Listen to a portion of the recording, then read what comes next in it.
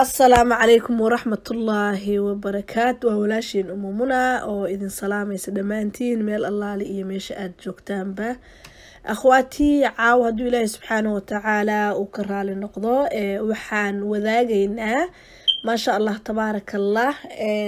dark spot remover سيدا متقانا وجيغاقا أو قصاري لهيد وحيابها مذوقة wejiga soo gala ama dharbaanaha ama escorting ama discolorationka waxyaabaha loo yaqaano ee qofka kalarkiisii bedela ama meelo kamid ah wejigaaga madowga ku imaada oo aan kalarkaagi ahayn oo dhexgala اللهم صل على محمد marka hore akhwaati inta aanan u gudbin exactly wixii cadeyn lahaa meeshaas oo kalarkaagi ku soo celin lahaa kalarkiisa marka hore waxaan yara kor istaagaynaa maxaa keena waxyaabaha keena maxaa kamid ah xaqiiqdii waxyaabo badan baa keena in uu qofka wajigiisa kala kalar ahaado waxa kamid ah pollutionka ayaa kamid ah wasaqda baabuurta iyo mataqaana diyaaradaha warshadaha wixii lamid ah ay soo sii daayaan ayaa kamid ah waxyaabaha keena ama climate changingka sida mataqaana marka uu isbedelayo cimilada marka ay isbedelayso oo qabow iyo kulayl iyo baraf iyo mataqaana hadba ay dhinac isu bedelayso ayadana way keentaa in uu qofka skinkiisa wajiga oo ah meelaha ugu dabacsan in ay wax yar ku dhasho waxyaabaha qaarkood uu ku dhasho hadaba taas waxyaabaha uu climate-ka uu keenayo waa waxyaabaha maqaarka dushiisa sare ah laakiin maqaarka waxa uu leeyahay levels ayuu kala leeyahay oo maqaarka sidiisaba intan aan aragno ma aha gudaha ayuu isu kala korsaaran yahay oo gudihiisa ayaa maqaarka mataqaana mararka qaarkood waxa ay ka bilaawan karaan waana adag tahay waxa ku xoqday iyo waxa marisay hadii ay tahay dhibaatada meesha ay ka imaanayso layerka hoose hadii ay tahay oo gudaha ay ka imaanayso dhaqso kuma qaadman karto ama kuma bixi karto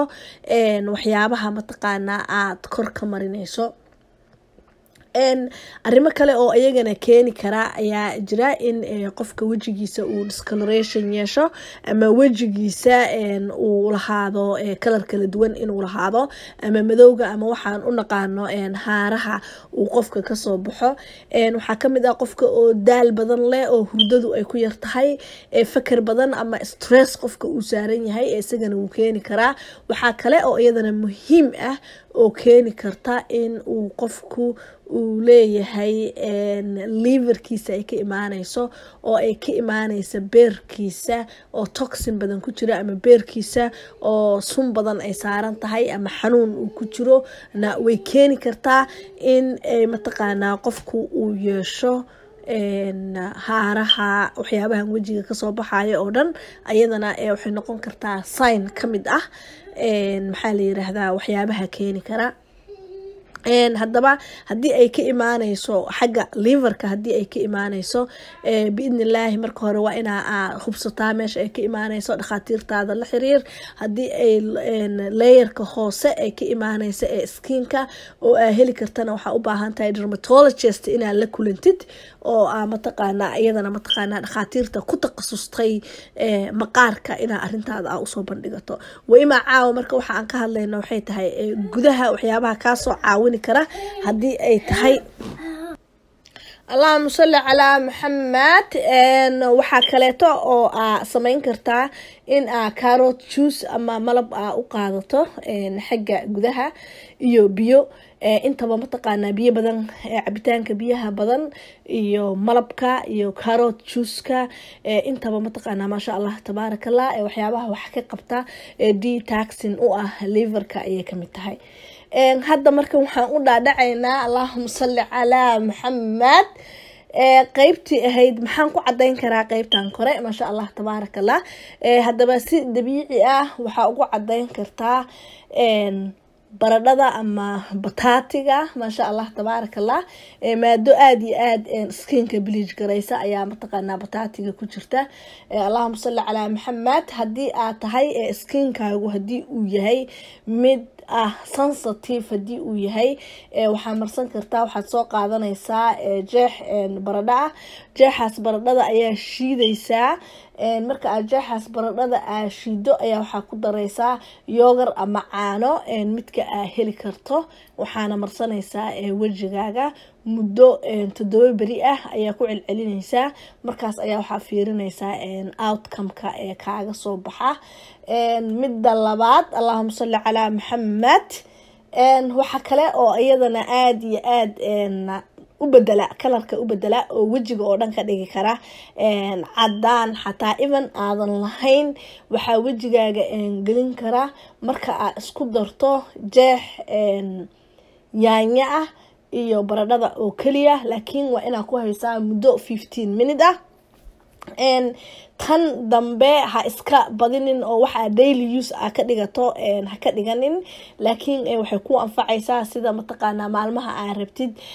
aroosyada xafladaha ma sha Allah tabarakallah iidaha in wajigaaga si bright ah oo cad oo qurux badan uu kugu soo baxo ma sha Allah kalarka Soomaalida mar walba waa qurux badan yahay hadii uu madow yahay iyo hadii uu cadaan yahay iyo hadii uu marin yahayba hase ahaatee inuu kalarkaagi dhabta ahaa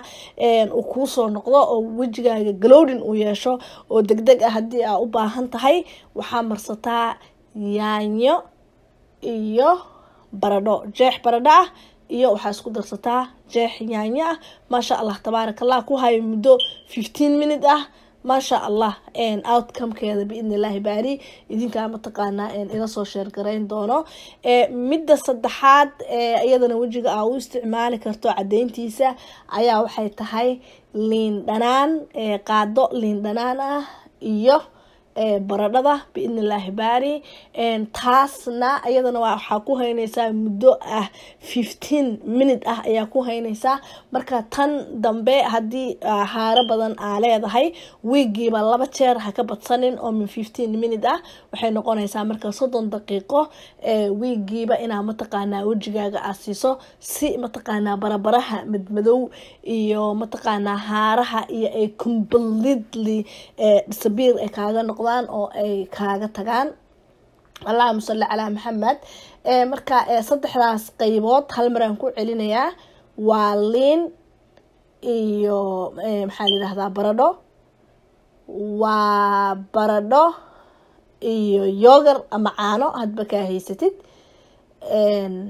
waa yaanyo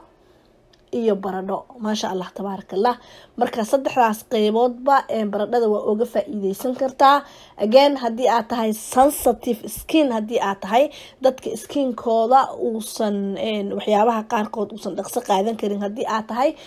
waxa sameeysaa si aad u hubsato in uu wax qof u shaqeeya laga yaabaa inuusan qofka kale uusan u shaqeynin akhwaati waxaad ku hubinaysaa hadii aad allergy leedahay iyo hadii skinkaaga sensitive yahay iyo hadii aadan ogeyn inuu skinkaaga sensitive yahayba 2 farood ayaa waxa ku qaadaysaa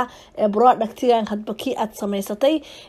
xijaabka hoostiisa ama qamaarka hoostiisa whatever aad xiran tahay ayaad labadaada farood aad ku marinaysaa marka aad ku mariso waxa u deynaysaa muddo mataqaana 5 minutes or 10 minutes hadii ay meeshaas ama ku guduudato ama ay ku cunto ama ay ku bararto biidnillaahi baari skinkaaga waa ka soo horjeeda in alaabtan marsato marka ay walaashayda muslimada ahay